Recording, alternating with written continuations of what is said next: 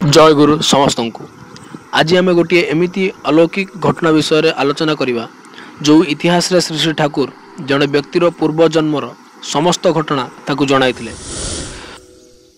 लुत्फर रहमान ठाकुर जड़े मुसलमान भक्त तांको घर बांग्लादेश रो जरसोट जिला अंतर्गत अभयनगर थाना पाखरे थिबा कोटा नामक गोटे ग्राम रे थिला। लुत्फर बाल्यकाल ही ईश्वर विश्वास थिले। अल्लाह को मानिबा सह धर्म उपरे गभीर विश्वास रखुथिले। से मक्तब हाई मद्रसा रे अध्ययन करथिले। लुत्फर जड़े उच्च शिक्षित व्यक्ति थिले। डिग्री पाइबा परे चाकरी करने को पसंद करनथिले। से सब बेले प्रैक्टिकल रहउथिले। तांको मनरे गोटे प्रश्न बारंबार उंकी मारुथिला।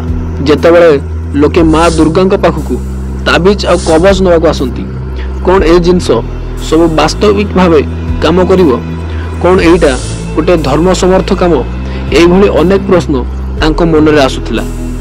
समय क्रमे से जने मौलवी होथिले।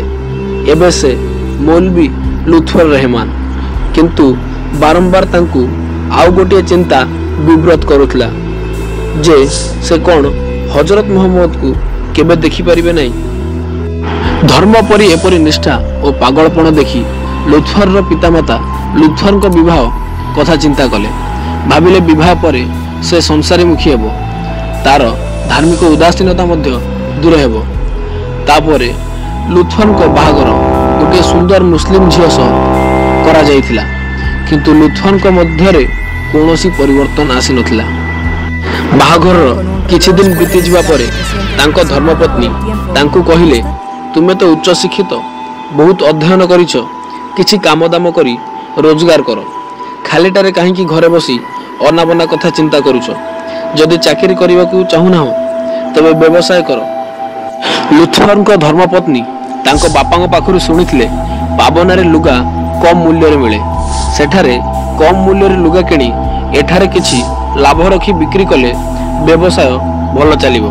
पत्नीर परामर्श लुत्फर को बहुत भल लागिला। से टंका नहीं पाबना जावाक बाहरिले। नुआपार्क स्टेशन रु ट्रेन रे बसिले। जरसोट स्टेशन रे जड़े धड़ा पोशाक पिंधा सुसज्जित भद्रलोक तांको बगीरे उठिले। तांको नाम थिला सुबोध सेन, जे कि श्री श्री ठाकुर जड़े शिष्य थिले। 1941 मसीह आश्रम रे गोटे 5 दिनिया उत्सव अनुष्ठित होइथिला। सुबोधदा जड़े सरकारी चिकित्सक थिले। उभयंक सह परिचित हेबा परे लुत्फरदा तांकू कुआडे जिबा कथा पचारिले। सुबोध सेन कहले से पावना जाउचंती और हिमायतपुर आश्रम जाई गुरुंको दर्शन करिवे। एहा कही गुरुंको उद्देश्य रे प्रणाम जणाइले। एई कथाटा लुत्फर को भल लागिला। एई भली कथावार्ता आगक चलला। सेठु लुत्फर पचारुचंती, मु कोन तुम गुरुदेव को दर्शन करि परिबि कि? सुबोधदा कहले, हाँ, तुमे तांकू भेटी पारिबो आ चाहिले आश्रम रे भी रही पारिबो। तापरे लुत्फर कहउचंती, मु जणे मुसलमान, से मो सह कथावार्ता करिवे तो? सुबोधदा कहउचंती, तांको सह देखा हेबा और कथावार्ता रे कोनोसी असुविधा हेबो नै। मो गुरुंको पाखरे सबु धर्मर लोक समान। तांकर किछि मुसलमान शिष्य मध्य असंती। तुमे आश्रम रे रही ठाकुर सह कथा होई परिबो। लुत्फर सुबोधदांको सह ठाकुर को आश्रम पहुँचले और देखिले संध्या प्रार्थना चली। ठाकुर खट उपर बसिछंती। ठाकुर को देखिबा परे मनरे आकर्षण और आनंद भाव जागृत हैला। जने मनीष एते सुंदर किपरि होई पारे। प्रार्थना परे सुबोधदा ठाकुर सहित लुत्फर को परिचय कराइले। ठाकुर खुशी होई तांको परिवार परिजन विषय विवरणी पचारिले। ठाकुर तांको कहउचंती, तुमे नमाज सबुदिन पढ़ो तो? लुत्फर कहले, हाँ पढ़े। तापरे ठाकुर कहउचंती, नमाज पढ़िबा खूब भल। लुत्फर पचारंती, एई आश्रम रे मु नमाज पढ़ी पारिबि कि? श्री श्री ठाकुर कहले, अवश्य तुमे एठारे नमाज पढ़ी पारिबो। गोटे प्रकृत मुसलमान होवा को चेष्टा कर। ठाकुर गोटे बाणी कहिथिले, जोटा आमे पूर्व वीडियो रे मध्य वर्णना करथिले। धर्म रे मनीष बंचे और बढ़े, संप्रदाय किंतु धर्म नुहे रे। धर्म विषय एपरि नुआ नुआ कथा शुणिया परे लुथुअर दा उत्साहित थिले। ता परदिन सकाळे लुथुअर ठाकुर को भेटी आहरी आश्चर्य हो गले। आज जहाँ को देखुचंती से तो गतकालीर मनीष नुहंती, जेपरी संपूर्ण भिन्न। आश्रम रे खलीनूर नेहमान नामक जने मुसलमान भक्त थिले। से तांको सह कथा होइतले आ जानिबा को पाइले से श्री श्री ठाकुर को शिष्य एवं आश्रम रे रहउचंती। से मध्य नमाज आश्रम रे प्रतिदिन पढ़ंती। लुथुअर को आश्रम रो परिवेशटा बहुत भल लागिला। वर्तमान विदाय हबार समय ठाकुर किछि बही संग्रह करी लुथुअर ठाकुर को अनुमति नहीं घर को फेरिले। ठाकुर कहिथिले जेबे समय मिलिबो पुनर्बार एठाको आसीबो। घर को आसीबा परे से ठाकुर बही पढ़ती। ठाकुर चेहरा सबुबले स्मरण करती। विलंबित राति मध्य सबु सोई पड़िला परे से दीप जाली ठाकुर बही पढ़ती। यही घटना तांको पत्नी देखिबा परे सासु ससुर को जणाइथिले।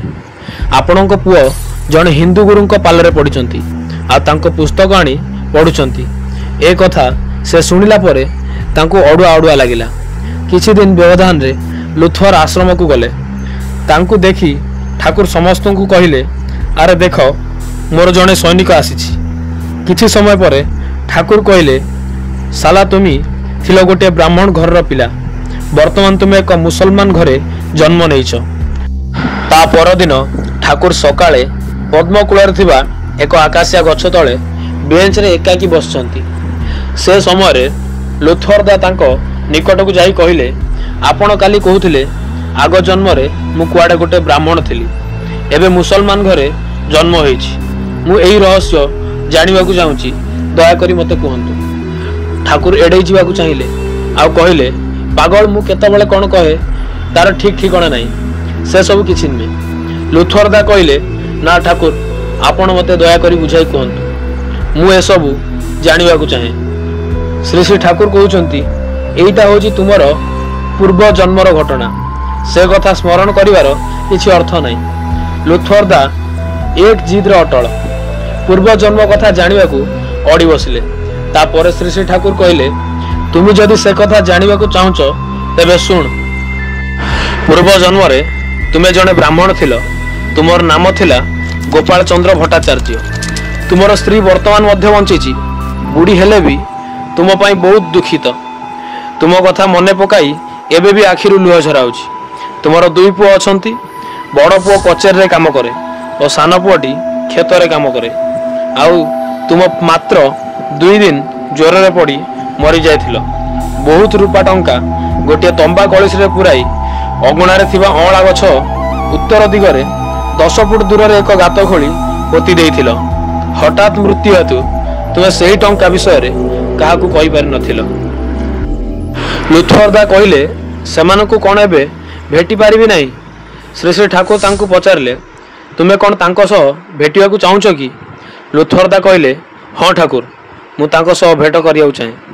ठाकुर कहिले, ठीक अछि, ताहले जाओ, तुमर सेठारे गोटे काम भी अछि। तुमर गच्छित धन 2 पुओ और स्त्री मध्य रे बांटी देव, किंतु सेठारे अधिक समय रहिबनी, नहेले तांको माया रे पड़ी जिवो। लुथुअर दा कहउचंती, मु से घर रो मुरबी थिली, सेमाने जानिबे केमिति? स्वामी और स्त्री मध्य रे थिबा केंतेक अंतरंग कथा ठाकुर वर्णना करी लुथुअर को सुनाइले। लुथुअर दा ठाकुर को पचारुचंती, मो घर केउठी थिला? श्री श्री ठाकुर कहिले, तुम घर जरसर रो नालडांगा रे थिला। तापरे से ठाकुर को पचारुचंती, सेटा केउठारे पड़िबो? ठाकुर कहिले, एबे तुमे खोजी बाहर कर। लुथुअर दा प्रणाम करी बाहरिले। किछि पद आगे छंती। ठाकुर पछपटू डाकी कहिले, सुन लुथुअर, जदि तुम पत्नी तुमको संदेह करती, मु तुमको 2टी गोपन कथा कहूची, ताहले से विश्वास करिवे। ठाकुर को पाखरु विदाय नहीं लुथुअर नालडांगा बाहरिले। किछि दूर जिबा परे से जणे वयस्क भिखारी को भेटिले। लुथुअर दा भिक्षा हिसाब रे तांको किछि पैसा देले। भिखारी तांको आशीर्वाद करी जिबा समय रे से भिखारीटी को नालडांगा विषय रे पचारिले। भिखारीटी कहिला, मु नालडांगा ना शुणिछि, से तो एठारु बहुत दूर रे, तुमको एठारु बस जोगे ଧିକର ଗଛା ଯିବାକୁ ପଡ଼ିବ। ସେଠାରେ ଥିବା ରିକ୍ସା ମୁଣ୍ଡକୁ ଯିବାକୁ ହେବ। ତାପରେ ସେ ତୁମକୁ ନେଇଯିବେ। ଲୁଥଫର ବସ୍ ଯୋଗେ ଯାଇ ଧିକାର ଗଛାରେ ଓହ୍ଲାଇଲେ। ଯେତେବେଳେ ନିକଟସ୍ଥ ରିକ୍ସା ଡ୍ରାଇଭରକୁ ସେ ସ୍ଥାନ ନାମ କହିଲେ, ସେ ତାଙ୍କୁ ରିକ୍ସାରେ ନେଇ ଗୋଟିଏ କ୍ଷେତ ନିକଟରେ ପହଞ୍ଚାଇଲେ। କହିଲେ, ବର୍ତ୍ତମାନ ବାକି ରାସ୍ତା ତୁମକୁ ଚାଲି ଚାଲି ଯିବାକୁ ପଡ଼ିବ। ଖରାଦିନ ବିଳମ୍ବିତ ଅପରାହ୍ନ। ଲୁଥଫରଦା ଚାଲିବାକୁ ଲାଗିଲେ। ରାସ୍ତାରେ ଗୋଟିଏ ବରଗଛ ପାଇଲେ। ସେ ଦେଖିଲେ ଜଣେ ବୃଦ୍ଧ ସେଠାରେ ବସିଛନ୍ତି। ଗୋଟିଏ ଗାଈ କିଛି ଦୂରରେ ଘାସ ଖାଉଛି। ସେ ବୃଦ୍ଧ ଲୋକଙ୍କୁ ପଚାରିଲେ, ଆପଣ ମୋତେ ନାଲଡାଙ୍ଗା ଗ୍ରାମ କେଉଁଠି ପଡ଼ିବ କହିପାରିବେ କି? ବୃଦ୍ଧ ଜଣକ କହିଲେ, ଏଇଟା ତ ନାଲଡାଙ୍ଗା, ତୁମେ କାହାକୁ ଖୋଜୁଛ? ଲୁଥଫରଦା କହିଲେ, ମୁଁ କାନାଇ ଭଟ୍ଟାଚାର୍ଯ୍ୟ ଘରକୁ ଯିବି। ବୃଦ୍ଧ କହିଲେ, କାନାଇ ଭଟ୍ଟାଚାର୍ଯ୍ୟ ମୋର ସାଙ୍ଗ ଥିଲା। ବହୁ ବର୍ଷ ପୂର୍ବରୁ ମାତ୍ର 2 ଦିନ ଜ୍ୱରରେ ମରିଗଲା। ଯଦିଓ ତା ସ୍ତ୍ରୀ ଜୀବିତ ଅଛନ୍ତି, ବର୍ତ୍ତମାନ ସେ ବୁଢ଼ୀ ହୋଇଗଲେଣି। ଆଖିକୁ ଭଲ ଦିଶେ ନାହିଁ, ଚଲାବୁଲା ଅଧିକ କରିପାରନ୍ତି ନାହିଁ। ସେ ଖୁବ୍ କମ୍ କଥା କହନ୍ତି, କେବଳ ଦାଣ୍ଡ ପିଣ୍ଡାରେ ବସି ରହନ୍ତି। ମୋ ଘର ସେଇ ଗାଁରେ ଅଛି। ଚାଲ ମୁଁ ତୁମକୁ ସେ ଜାଗାଟାକୁ ନେଇଯିବି।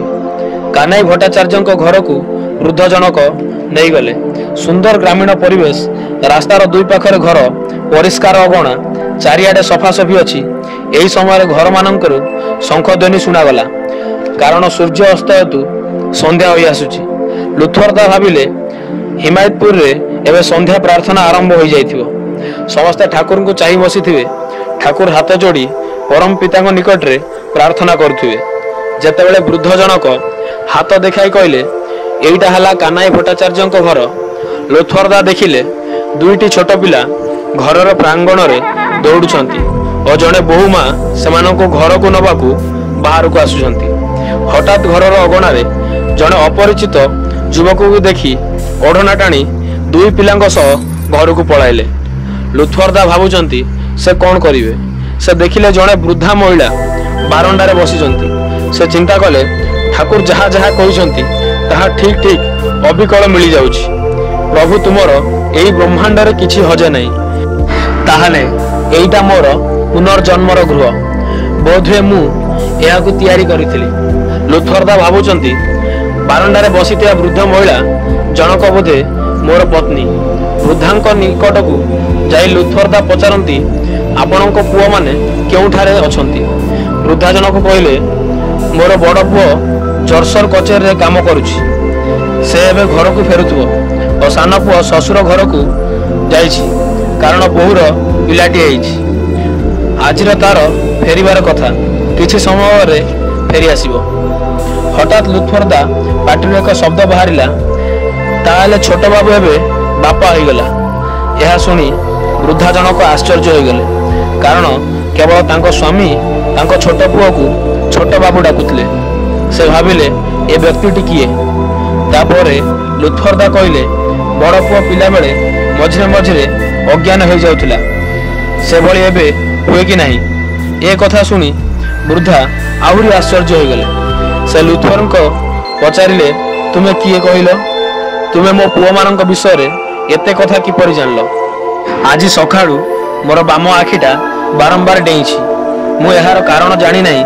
ତେବେ ମୁଁ ଆଜି କିଛି ଭଲ ଆଶା କରୁଥିଲି। ମୁଁ ତୁମର କଥା ଶୁଣି ଆଶ୍ଚର୍ଯ୍ୟ ହୋଇଯାଉଛି। ଏହି ସମୟରେ ବୃଦ୍ଧାଙ୍କର ଦୁଇ ପୁଅ ଘରକୁ ଫେରୁଛନ୍ତି। ବଡ଼ ପୁଅ ଗୋବିନ୍ଦ ଏବଂ ସାନ ପୁଅ ବିଜନ। ସେମାନେ ଲୁଥଫରଦାଙ୍କ ପରିଚୟ ଓ ତାଙ୍କ ଘରକୁ ଆସିବାର କାରଣ ପଚାରିଲେ।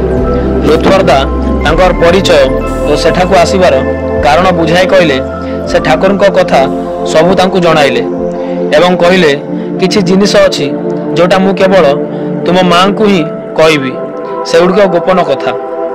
ସେ ଗୁପ୍ତ କଥା ଶୁଣିବା ପରେ ବୃଦ୍ଧା ଜଣକ ତାଙ୍କ ପୁଅମାନଙ୍କୁ କହିଲେ, ଆରେ ଗୋବିନ୍ଦ, ବିଜନ, ତୁମ ବାପା ଏଠାକୁ ଆସିଛନ୍ତି। ବୟସରେ ବୃଦ୍ଧାଙ୍କ ପୁଅମାନେ ଲୁଥଫରଦାଙ୍କ ଠାରୁ ଯଥେଷ୍ଟ ବଡ଼। ବଡ଼ ପୁଅ ଗୋବିନ୍ଦ ଲୁଥଫରଦାଙ୍କୁ ପଚାରିଲା, ତୁମ ଆଗ ଜନ୍ମର କଥା କିଛି ମନେ ପଡ଼ୁଛି କି? ଲୁଥଫରଦା କହିଲେ, ବିଶେଷ କିଛି ମନେ ପଡ଼ୁନାହିଁ, କିନ୍ତୁ ଏଠାକାର ସବୁ କିଛି ମୋତେ ଚିହ୍ନା ଚିହ୍ନା ଲାଗୁଛି। ପୁଣି ଲୁଥଫରଦା କହିଲେ, ଏହି ଅଗଣାରେ ଗୋଟିଏ ଅଁଳା ଗଛ ଥିଲା କି? ବୃଦ୍ଧା ଜଣକ କହିଲେ, ତୁମେ କିପରି ଜାଣିଲ ଅଁଳା ଗଛ କଥା? ଅଁଳା ଗଛ ଥିଲା, କିନ୍ତୁ ଝଡ଼ରେ ବହୁ ଦିନ ତଳେ ଭାଙ୍ଗି ଯାଇଛି। ସେତେବେଳେ ମୋ ପୁଅ ଗୋବିନ୍ଦ ପଞ୍ଚମ ଶ୍ରେଣୀରେ ପଢୁଥିଲା ଆଉ ସାନ ପୁଅ ବିଜନ ବହୁତ ଛୋଟ ଥିଲା। ଏହାର ଗୋଟିଏ ବର୍ଷ ପୂର୍ବରୁ ମୋର ସ୍ୱାମୀ ମାତ୍ର 2 ଦିନ ଜ୍ୱରରେ ପଡ଼ି ହଠାତ୍ ମୃତ୍ୟୁବରଣ କରିଥିଲେ। ତାପରେ ଲୁତ୍ଫର୍ଦା ବୃଦ୍ଧାଙ୍କର 2 ପୁଅକୁ କହିଲେ, ଦେଖ ପୁଅ, ଠାକୁରଙ୍କର ଏକ ଆଦେଶ ପାଳନ କରିବାକୁ ଏଠାକୁ ଆସିଛି। ବଡ଼ ପୁଅ ଗୋବିନ୍ଦ ପଚାରିଲା, କେଉଁ ନିର୍ଦ୍ଦେଶ? ଲୁତ୍ଫର୍ଦା ବୁଝାଇ କହିଲେ, ଦେଖ, ତୁମେ ସବୁ ଯେତେବେଳେ ବହୁତ ଛୋଟ ଥିଲ, ମୋର କିଛି ସଞ୍ଚିତ ଟଙ୍କା ଥିଲା।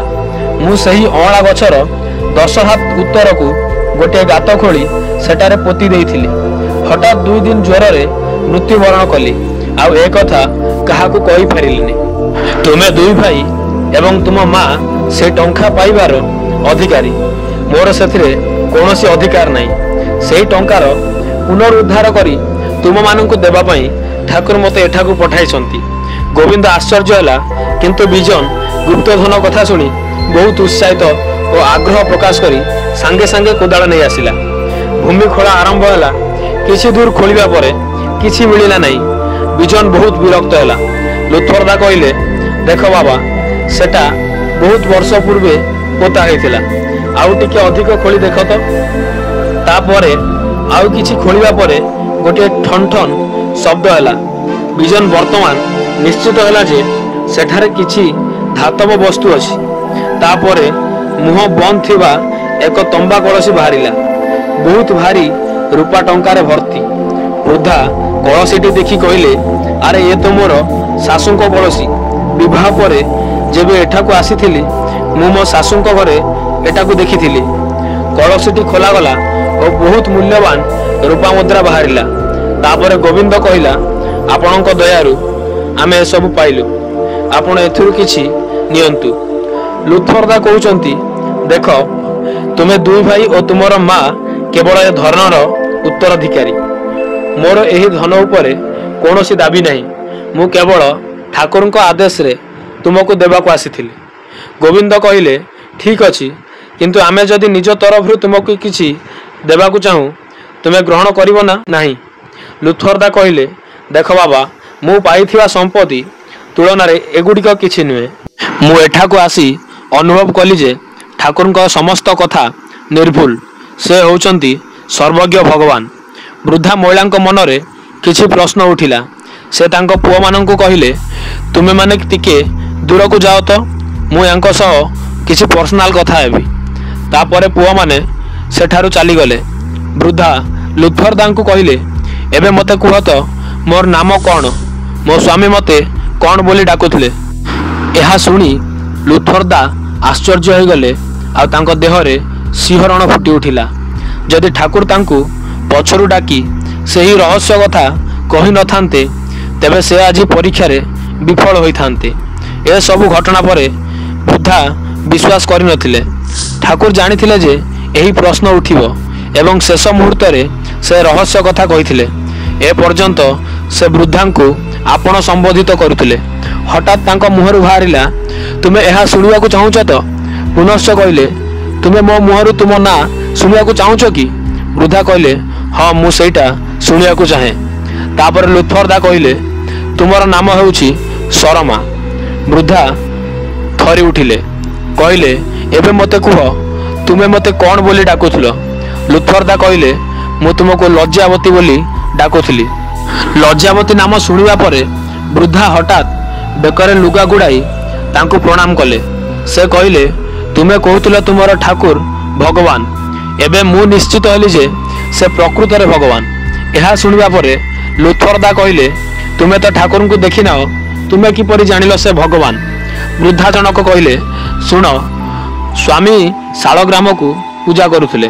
ମୋ ସ୍ୱାମୀଙ୍କ ମୃତ୍ୟୁ ପରେ ମୋ ପୁଅ ଗୋବିନ୍ଦ ପୂଜା କରେ। ମୁଁ କାନ୍ଦି କାନ୍ଦି ଶାଳଗ୍ରାମକୁ କହୁଥିଲି, ମୁଁ ଏହି ଜୀବନରେ ମୋ ସ୍ୱାମୀଙ୍କୁ ତ ଆଉ ଭେଟି ପାରିବିନି, ପରବର୍ତ୍ତୀ ଜୀବନରେ ମୋର ତାଙ୍କ ସହ ଭେଟ କରାଇବ। ଭଗବାନ ମୋର ପ୍ରାର୍ଥନା ଶୁଣିଲେ। ଏହି ଜନ୍ମରେ ମୋ ସ୍ୱାମୀଙ୍କ ଭେଟ ପାଇଲି। ସେତେବେଳକୁ ରାତି ଅନେକ ହୋଇଯାଇଥାଏ। ଘରର ବୋହୂମା ଲୁତ୍ଫର୍ଦାଙ୍କୁ କିଛି ଖାଇବାକୁ ଆଣିଦେଲେ। ଖାଇବା ପରେ ସେ ଘରର ବାହାରେ ବିଶ୍ରାମ ନେଲେ। ସକାଳ ଭୋରରେ ଠାକୁର ତାଙ୍କୁ ସ୍ୱପ୍ନରେ କହୁଛନ୍ତି, ए लुथर मु कहूची एठू उठी जा, तोर एठिका काम सरीगला। वर्तमान काहाकू किछि न कही शीघ्र एठारू चली जा, नहले तू एमानंक मायारे पड़ीजिबू। लुथरदा धड़पड़ होई उठी पड़िले। सेतेबेलकू सकाळ होई नथिला। से देखिले वृद्धा निघोड़ निदरे शोइछंती। लुथरदा तांको किछि समय देखिबाकू लागिले। से भाबिले निदर लोक केते असहाय।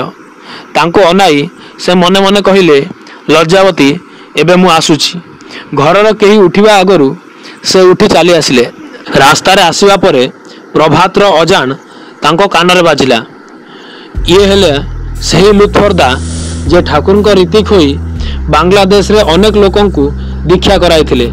ठाकुर देवघर आसिबा परे से हिमायतपुर आश्रमर समस्त जत्न नेबा सहित दायित्व मध्य तुलाइथिले।